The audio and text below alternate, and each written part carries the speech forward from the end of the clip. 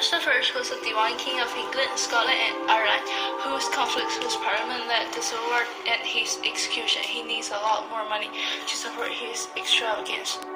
He tried to torture every single person that thought differently. Water-praying the man in the picture, a lawyer that wrote some scripts criticizing the king's rule, got his 2 years cut off twice in 2 different places.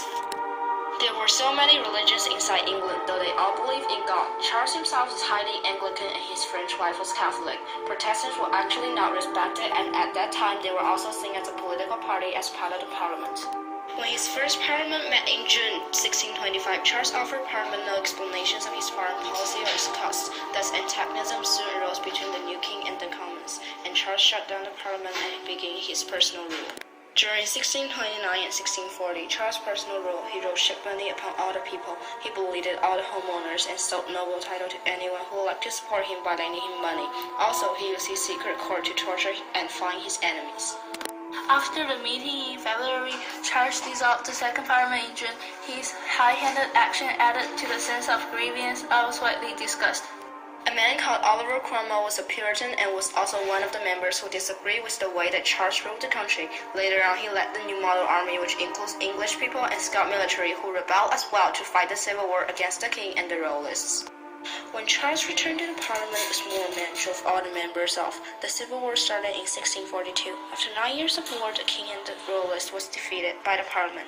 Finally, the king was caught in Scotland and sent back to London.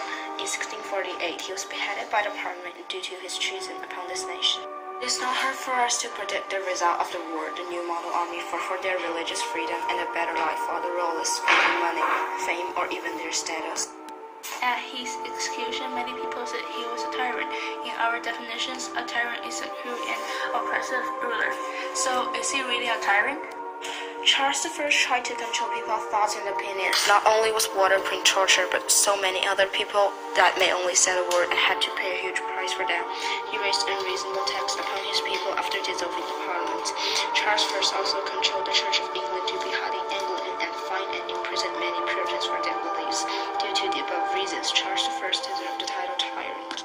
However, we'd like to state that Charles I wasn't solely responsible for all those things. The Duke of Buckingham was really despised and led the king into one disaster after another, including wars with France and Spain. By all means, we believe that Charles I was a tyrant due to all the oppressive ways he ruled the country, his unstoppable greed of money, and the attempt to control people's thoughts and opinions.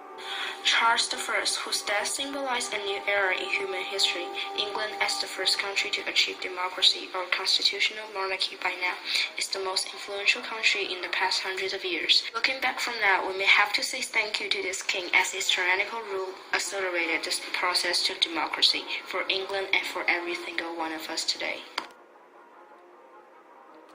Created using Powtoon.